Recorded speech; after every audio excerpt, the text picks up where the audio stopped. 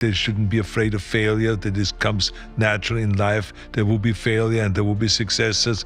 The important thing is that we learn from that, but not to be frozen and to fear that. Well, I hate plan B. And I tell you why. Because we have so many doubters. But when you start doubting yourself, that's very dangerous. Because now what you're basically saying is that if my plan doesn't work, I have a fallback plan, I have a plan B. And that means that you start thinking about plan B, and every thought that you put into plan B, you're taking away now that thought and that energy from plan A.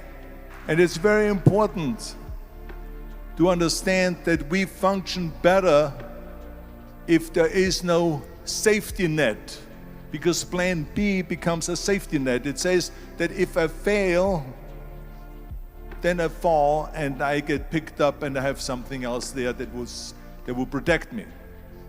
And that's not good, because people perform better when there's no safety net. People perform better in sports and everything else if you don't have a plan B. And the reason, one of the main reasons why people want to have a plan B is because they are worried about failing. What is if I fail, then I don't have anything else? Well, let me tell you something, don't be afraid of failing, because there's nothing wrong with failing. You have to fail in order to climb that ladder.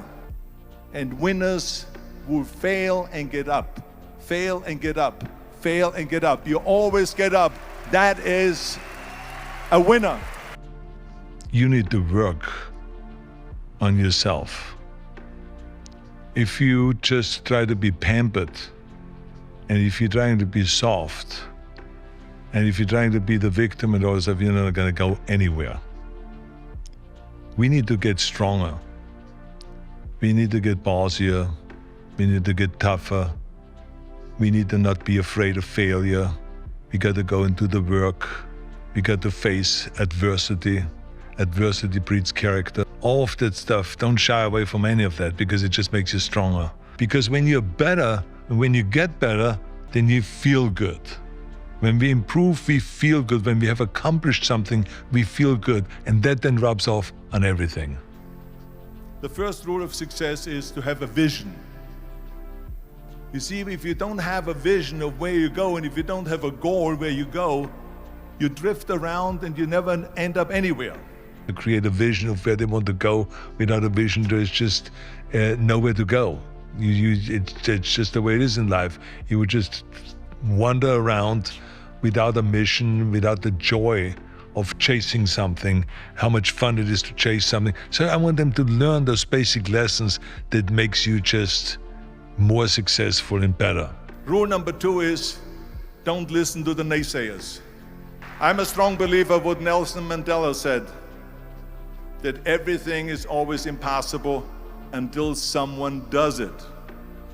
Well, I'm gonna be the one, I said to myself, I'm gonna do it and I'm gonna show it to them. Maybe it has never been done before. That's perfectly fine with me. But I'm gonna do it. And I did not listen to the naysayers.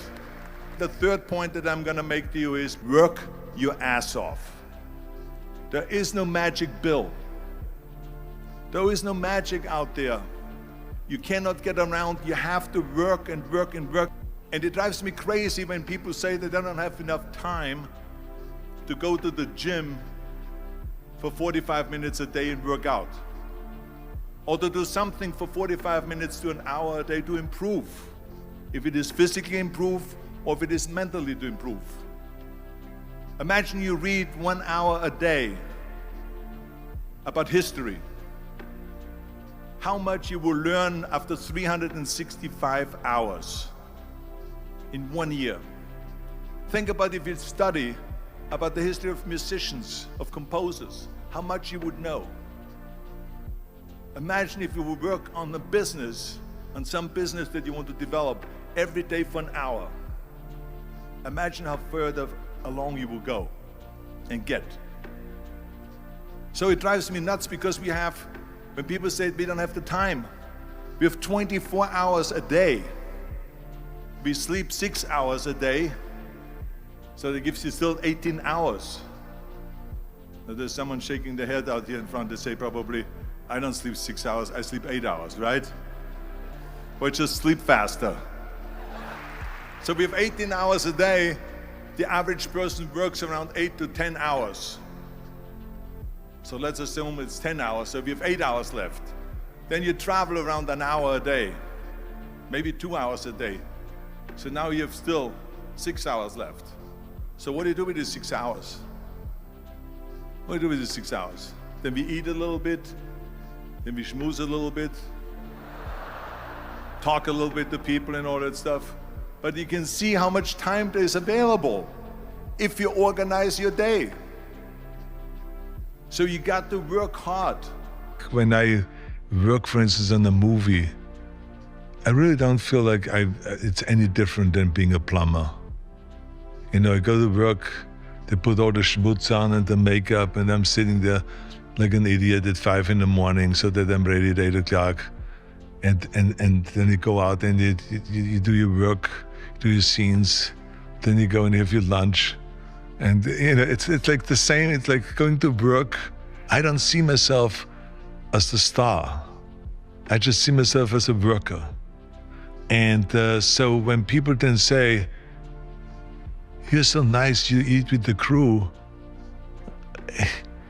I feel like I'm the crew.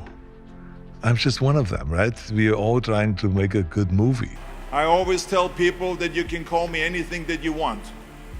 You can call me Arnold, you can call me Schwarzenegger, you can call me the Austrian Oak, you can call me Schwarzi, you can call me Arnie, but don't ever call me a self-made man.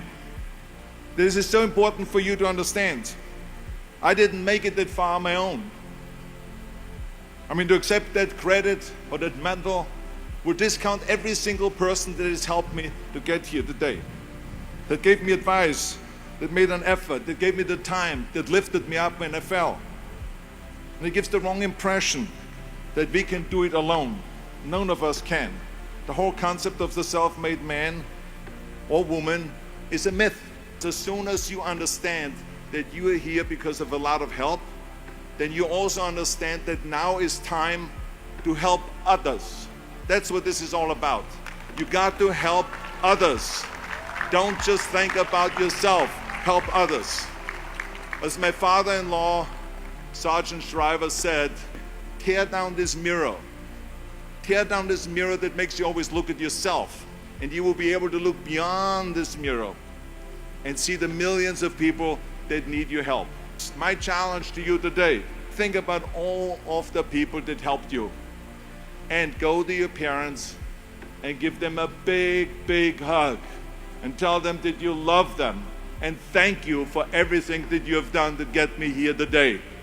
Do that and give something back to your community and to your state and to this country. Because remember, in the end, we are not going to be remembered for how much we made, but for how much we have given. Make sure that it is not about me, that it is about we.